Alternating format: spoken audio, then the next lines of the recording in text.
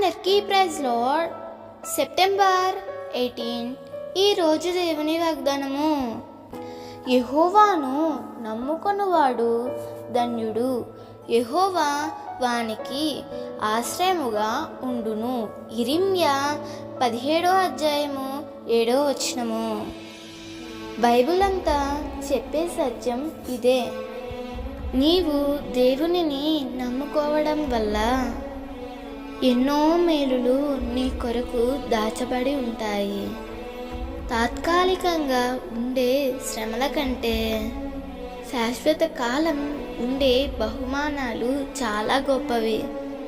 అందుకే బైబిల్ ఇలా సెలవిస్తుంది, మనుషులను నమ్ముకొనుట కంటే యెహోవాను ఆశ్రయించుట మేలు.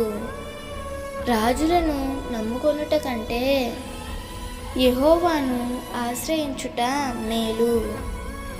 మనము మనుషులను నమ్ముకొనుట కంటే దేవునిని నమ్మి దేవుని మీద ఆధారపడడం మన జీవితాలకు ఎంతో ఆశీర్వాదకరము.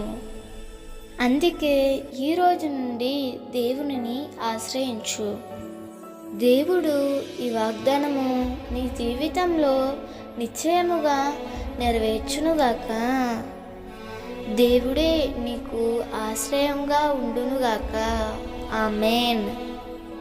ఈ వాగ్దానం మీకు దీవెనగా ఉన్నట్లయితే తప్పకుండా మీ బంధువులకు, స్నేహితులకు షేర్ చేయండి, లైక్ చేయండి, ఆమేన్ అని కామెంట్ చేయండి.